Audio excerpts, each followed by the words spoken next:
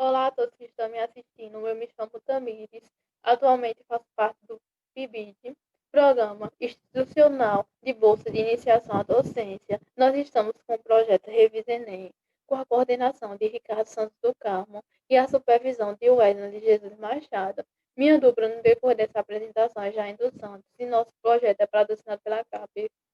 Nós iremos abordar o tema Exame de DNA PCR. Mas antes de eu começar a falar do tema propriamente dito, é necessário que eu faça uma revisão com vocês do tema ácidos nucleicos, para que vocês compreendam melhor o assunto que será abordado posteriormente.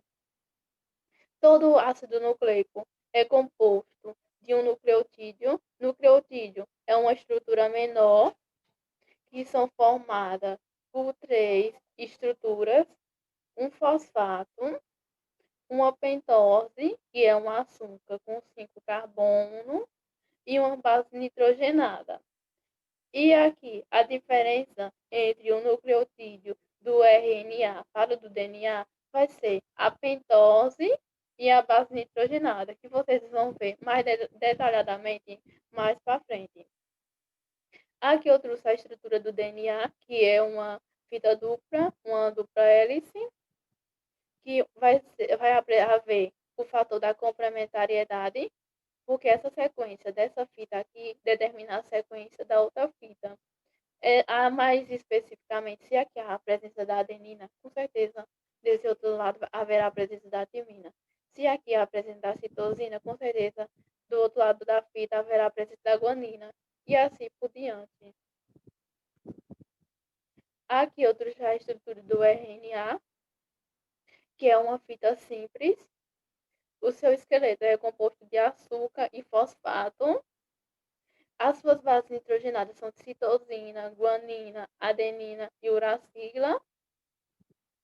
E os tipos de RNA são RNA mensageiro, responsável por levar a mensagem do DNA ao núcleo do citoplasma. RNA transportador, responsável por fazer o transporte de aminoácidos e a síntese proteica. E RNA ribossômicos, responsável por fazer a formação de ribossomos. E aqui eu listei as principais diferenças entre RNA e DNA. Aqui tem a estrutura da molécula. Do RNA é uma fita simples, do DNA é uma fita dupla. As bases púricas do RNA, que são adenina e guanina, no DNA vai ser a mesma coisa. As bases purímidicas, que vai ser no RNA, vai ser uracila e citosina. Já no DNA, a gente tem a presença da timina e a citosina também aqui. A pentose, no RNA, a gente apresenta a ribose. Já no DNA, a gente apresenta a desoxirribose, e porque aqui houve a perda de um oxigênio. E a função na célula. O RNA é responsável pela síntese de proteína e formação de ribossomos. Já o DNA é responsável pelo armazenamento e a transmissão da informação genética. Aqui eu quis listar o fluxo da informação genética, o dogma central da biologia, que o DNA é capaz de fazer cópias de si mesmo. Quando o DNA dá uma origem a uma nova molécula de DNA, a gente tem um processo chamado de replicação. Quando o DNA dá origem a uma molécula de RNA, a gente tem um processo chamado de transcrição. Quando o RNA faz cópia de si mesmo, a gente tem o processo chamado de replicação. Ou seja, uma molécula de RNA dá origem a uma nova molécula de RNA. Quando a gente tem o RNA fazendo a síntese proteica, ou seja, uma molécula de RNA formando uma proteína, a gente tem um processo chamado de tradução. E quando o RNA dá origem a uma molécula de DNA, a gente tem o processo chamado de transcrição reversa. Bom, agora eu vou falar um pouco da reação da polimerase em cadeia. A PCR é uma técnica da biologia molecular baseada na capacidade da enzima de DNA polimerase sintetizar uma nova fita de DNA e complementar a uma fita molde. Essa técnica foi desenvolvida em 1983 pelo bioquímico americano Kary Mullins. A PCR ficou reconhecida como um dos avanços científicos mais importantes da biotecnologia moderna. Mas para que serve a PCR? A PCR serve para identificar potenciais suspeitos, exonerar pessoas acusadas erroneamente de crimes, estabelecer paternidade e outras relações parentais, detectar bactérias e outros organismos capazes de poluir o ar, a água, o solo e alimentos, identificar vítimas de desastre, combinar doadores de órgãos com receptores em programas de transplante, determinar o pedigree de gado e autenticar bebidas como vinho. Aí aqui está a seguinte pergunta: como funciona a PCR? Aí aqui eu quis trazer os principais ingredientes para que a PCR aconteça. O primeiro é a amostra de DNA a ser copiado, os primes, que vão sinalizar quando a replicação vai iniciar, as bases nucleotídicas, que vai ser citosina, adenina, glicina e timina, que eles vão ser responsáveis pela construção da nova fita de DNA, a enzima taquipolimerase, que vai ser responsável por adicionar novas bases à nova fita que vai ser formada, a solução tampão, que a solução tampão vai garantir que a reação aconteça de forma esperada. E aqui está o tubo de PCR, que vai ser adicionado todos esses ingredientes dentro desse tubo e adicionada dentro desse tubo e logo levada a uma máquina chamada termociclador. Depois desses ingredientes ser levados à máquina chamada termociclador, vai existir três passos. O primeiro é a desnaturação, vai ocorrer um elevamento da temperatura. O segundo vai ser o anelamento, a temperatura vai cair um pouco. Depois vai acontecer a extensão, a temperatura irá aumentar novamente. Na desnaturação, vai ocorrer o seguinte: na desnaturação, a fita de DNA molde é aquecida e separada em duas fitas simples e a temperatura pode variar entre 94 a 98 Celsius por aproximadamente 20 a 30 segundos. Bom, aqui a gente tem o segundo passo, que vai ser o anelamento. Nesse segundo passo, a temperatura cai. A temperatura fica variando entre 50 a 65 graus Celsius. Para que ocorra o anelamento dos primes, a fita de DNA. E um fator bastante interessante é que se essa temperatura aumentar demais, os primes não vai conseguir se anelar.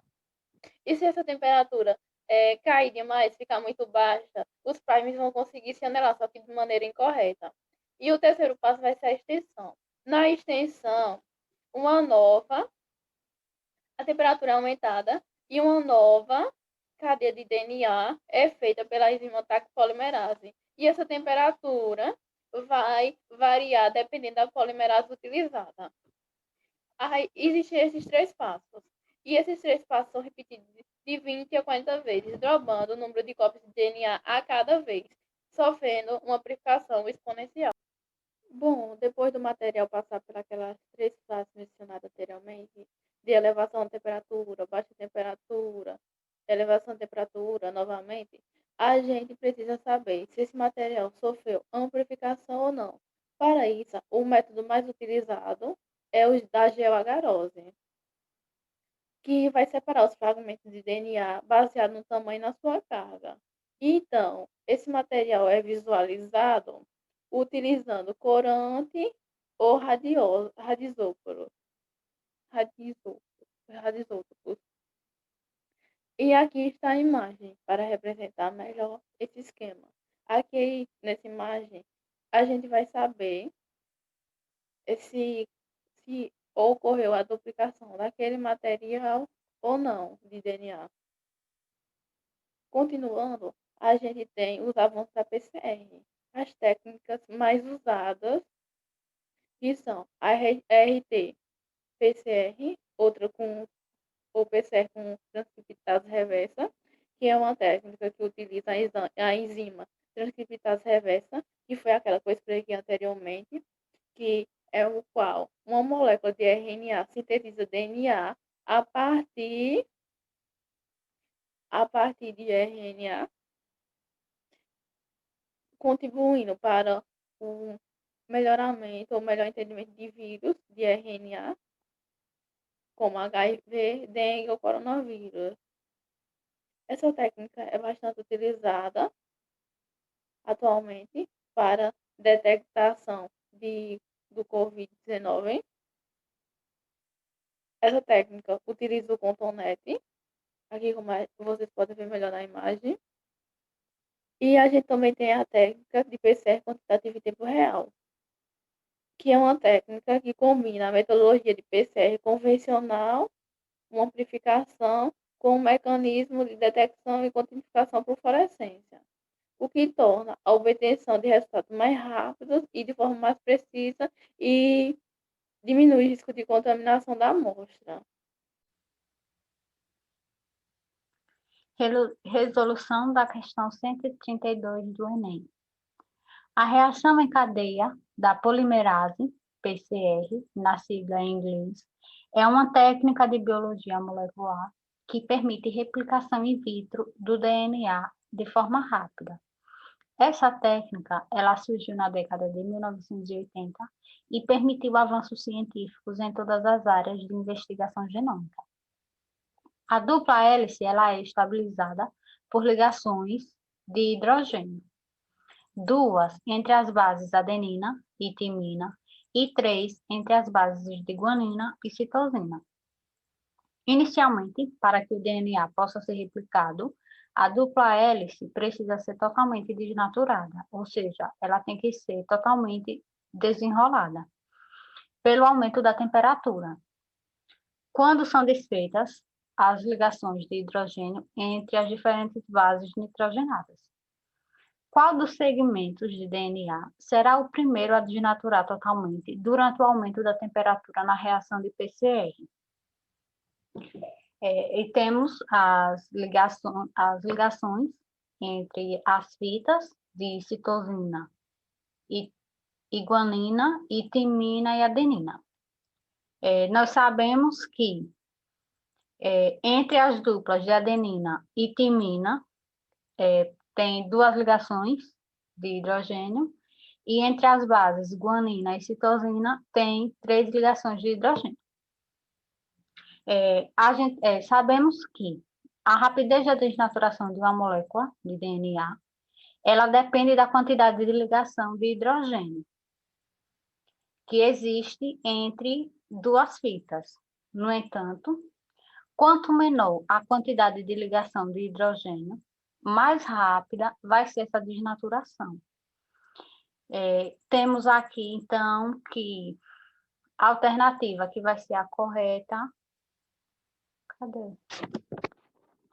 vai ser a letra C. Por que vai ser a letra C? Porque a letra C é a que tem a menor proporção de pares em relação aos pares de guanina e citosina. Então, a fita que iria se desnaturar primeiro seria a fita da alternativa C. As referências bibliográficas, e obrigada a todas pela atenção.